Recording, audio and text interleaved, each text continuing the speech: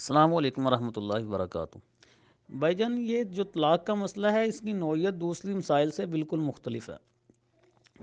اصل تو یہ ہے کہ جب کوئی طلاق دینے والا طلاق کے بارے میں مسئلہ پوچھنے آتا ہے تو مفتیان کرام اس سے اسٹامپ پیپر پر وہ ساری کی ساری تحریر لکھوا لیتے ہیں جو اس کے اور اس کی بیوی کے درمیان ہوئی۔ تحریر لکھوانے کے بعد اس سے پوچھ لیتے ہیں کہ اس تحریر سے ان الفاظ سے ان جملوں سے آپ کی کیا مراد ہے۔ تو پھر جواب دیتے وقت اس کی تحریر اور اس کی نیت کے مطابق اس کو جواب دیا جاتا ہے، تو تاکہ جو اس نے بولا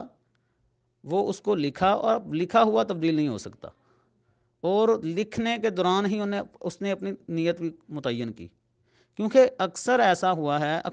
ہوا ہے کہ زبانی کلامی کسی کو بعض مفتیان کرام نے مسئلہ بتایا، تو جب وہ مسئلہ پوچھ رہا تھا تو اس کے الفاظ بالکل مختلف تھے، تو اس کے الفاظ کے مطابق اس کو جواب دیا گیا۔ جب وہ کسی دوسری مفتی کے پاس گیا تو اس کے الفاظ اسے بھی پتہ نہیں تھا، کیونکہ وہ عوامی سا آدمی تھا، اسے پتہ نہیں تھا کہ جب دوسرے مفتی کے پاس میں گیا ہوں تو میرے الفاظ پہلے سے بالکل تبدیل ہیں۔ تو ظاہر سی بات ہے جب دوسرے مفتی کے پاس جائے گا تو اس نے ان الفاظ کے مطابق اس کا جواب دینا ہے۔ تو جب اس دوسرے مفتی کا جواب پہلے مفتی کے بالکل برعکس یا مختلف ہوگا تو یہ ایک قسم کا تنافر ان کے درمیان ہوگا کہ بھئی یہ کیا کہ پہلا مفتی بالکل دوسرا مسئلہ بتا رہا ہے، اور دوسرا مفتی جو ہے وہ پہلے کے بالکل برعکس بتا رہا ہے۔ تو اس لیے اصل تو یہ ہے کہ وہ آدمی موجود ہو، اس کے پاس سے وہ لکھوایا جائے، اور لکھوانے کے بعد اس کی نیت کو متعین کروایا جائے کہ آپ کی ان الفاظ سے، ان جملوں سے کیا آپ کی مراد ہے۔ تو اس کے بعد اس کے الفاظ اور اس کی تحریر کے مطابق، اس کی نیت کے مطابق جواب تحریر کر دیا جائے۔ تو بہرحال جو اصل تو یہی ہے اس کا حل۔ بہرحال آپ نے جو مسئلہ پوچھا کہ 3 طلاقیں غصے کی حالت میں ایک مجلس میں ہو جاتی ہیں یا نہیں، قرآن و سنت سے اس کا آپ جواب دے دیں۔ تو سب سے پہلے غصے کا جواب لے لیجئے کہ غصے کی حالت میں طلاق ہوتی ہی غصے کی حالت میں ہے۔ کبھی آپ نے نہیں دیکھا کہ آپ کی بیوی آپ سے بہت آپ کو خوش کیا ہو، آپ کی بہت اس نے دیکھ بھال کی ہو، تو آپ کہیں بھئی میں آپ سے بہت خوش ہوں تو آج میں نے آپ کو 3 طلاقیں دی، ہوتی ہی طلاق غصے میں ہے۔ اور دوسری پھر ایک مجلس میں 3 طلاقیں ہو جاتی ہیں یا نہیں، تو یہ تو بالکل میں نے وہ جواب میں بھی آپ کو بتا دیا تھا کہ قرآن مجید سے بالکل ثابت ہے کہ سورہ بقرہ آیت نمبر 29 ہے، الطلاق مرتان، کہ طلاق کے 2 مرتبہ ہیں، فَإِمْسَاكُمْ بِمَعْرُوفٍ وَتَصْرِيحٌ بِإِحْسَان۔ اب اس کو چھوڑ لو احسان کے ساتھ، یا اس کو رکھ لو، یعنی کہ اس کو چھوڑ دو یا رکھ لو، یعنی کہ عورت کو۔ سورہ بقرہ آیت نمبر 229 ہے۔ اور یہ جب 2 طلاقیں ہو گئی تو اس کے بعد ساتھ والی آیت سورہ بقرہ آیت نمبر 230 میں ہے کہ فَإِن طَلَّقَهَا فَلَا تَحِلُّ لَهُ مِن بَعْدُ۔ اگر اس نے تیسری طلاق دے دی، فَلَا تَحِلُّ لَهُ، پھر اس کے لیے حلال نہیں رہے گی، مِن بعد، اس کے بعد، حَتَّىٰ تَنكِحَ زَوْجًا غَيْرَهُ، یہاں تک کہ وہ کسی اور آدمی سے نکاح کرے۔ یہ قرآن مجید کا فیصلہ ہے کہ 3 طلاقیں، 2 طلاقوں کے بعد تیسری طلاق دی تو تینوں طلاقیں واقع ہو جائے گی۔ اب کچھ لوگ یعنی کہ یہاں ایک اشکال پیدا کرتے ہیں کہ ایک مجلس میں 3 طلاقیں تو ہو جائیں گی، لیکن ایک مجلس میں نبی پاک صلی اللہ علیہ وآلہ وسلم کے دور میں طلاق نہیں ہوا کرتی تھی، یہ حضرت عمر فاروق رضی اللہ تعالیٰ عنہ آپ کے دور میں شروع ہوئی۔ تو کہیں بھی ثبوت نہیں ملتا کہ حضرت نبی پاک صلی اللہ علیہ وآلہ وسلم کے زمانہ اقدس میں ایک مجلس میں 3 طلاقیں واقع ہوگی، حالانکہ یہ بالکل غلط ہے۔ ابو داؤد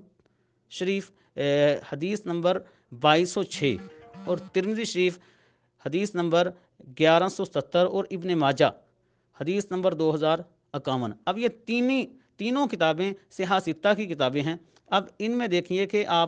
میں آپ کو حدیث مبارکہ سناتا ہوں تو آپ مان جائیں گے کہ واقعی نبی پاک صلی اللہ علیہ وآلہ وسلم کے دور میں بھی 3 طلاقیں ہوا کرتی تھی، ایک مجلس کی 3 طلاقوں کو 3 ہی مانا جاتا تھا۔ حدیث مبارکہ کیا ہے؟ ان نافع ابن اجیر، نافع بن اجیر سے روایت ہے، عبد یزید بن رکانہ، عبد یزید بن رکانہ، ان رکانہ ابن عبد یزید طلق امرتہ، کہ رکانہ بن عبد عزیز نے اپنی عورت کو طلاق دی، اور عورت کون سی؟ سہیمہ، ان کی عورت جو ہے ان کا نام سہمہ تھا۔ فاخبرن نبی صلی اللہ علیہ وسلم، بس طلاق دینے کے بعد انہوں نے خبر دی نبی پاک صلی اللہ علیہ وسلم کو بذالک اس کی، وقالا اور کہا واللہ ما اردت الا واحدۃ، اور ساتھ میں کہتے ہیں کہ اللہ کی قسم یہ جو میں نے طلاقیں دی ہیں ان سے میں نے ایک طلاق کا ارادہ کیا ہے۔ فقال رسول اللہ صلی اللہ علیہ وسلم واللہ ما اردت الا واحدۃ، آپ نے کہا کہ خدا کی قسم، یعنی کہ قسم دو مجھے کہ واقعی آپ نے ایک ہی کا ارادہ کیا۔ اب اس جملے سے دیکھیں کہ پتہ چلا کہ اگر وہ 3 کا ارادہ کرتا تو 3 طلاقیں ہو جانی تھیں۔ فقال رکانۃ، پس رکانہ کہتے ہیں واللہ ما اردت الا واحدۃ،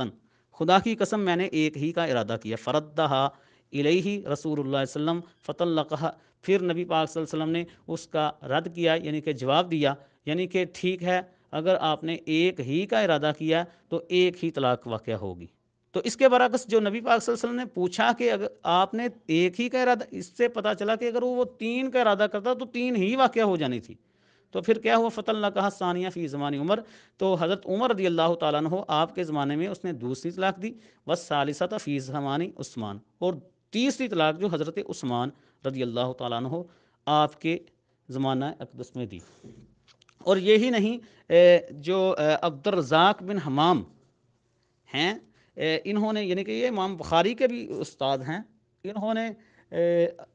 حدیث نمبر 1,11,344 میں، یعنی کہ حدیث مبارکہ نقل کی عن سالم عن ابن عمر، سالم ابن عمر رضی اللہ تعالیٰ عنہ آپ سے روایت آپ فرماتے ہیں کہ یعنی کہ ابن عمر من طلق امرأتہ ثلاثا، جس نے طلاق دی اپنے عورت کو 3 طلاقیں، طلقت، وہ تینوں ہو جائیں گی، وہ طلاق یافتہ ہو جائے گی، وعصا ربہ، لیکن ایک ہی مرتبہ ایک ہی مجلس میں تینوں طلاقیں دینا یہ اللہ تعالیٰ کی نافرمانی ہے، یہ جو طلاق دینے کا طریقہ ہے وہ اس کی خلاف ورزی ہے۔ اسی طرح موطا امام مالک میں حدیث نمبر 1146 میں ہے کہ ایک آدمی عبداللہ بن عباس رضی اللہ تعالیٰ عنہ آپ کے پاس آیا اور کہنے لگا کہ یا رسول اللہ، میں نے اے عبداللہ بن عباس، میں نے اپنی عورت کو 100 طلاقیں دے دی، تو کیا وہ اب میرے لیے کیا حکم ہے؟ تو آپ نے کہا کہ جب تو نے پہلی تین طلاقیں پہلی واقع ہو گئی اور جو زائد ہیں وہ تو نے دے کے اللہ تعالیٰ کی آیات کا مذاق اڑایا۔ تو پتہ چلا کہ صحابہ اور تابعین کے دور میں بھی اگر کوئی آدمی 3 طلاقیں دیتا ایک مجلس میں ایک لفظ سے تو 3 طلاقیں واقع ہو جاتی۔ تو یعنی کہ قرآن سے بھی ثابت ہو گیا اور نبی پاک صلی اللہ علیہ وسلم کی حدیث مبارکہ سے بھی اور تابعین کے دور سے بھی۔ تو خدا تعالیٰ سے دعا ہے کہ ہمیں عمل کی توفیق عطا فرمائے۔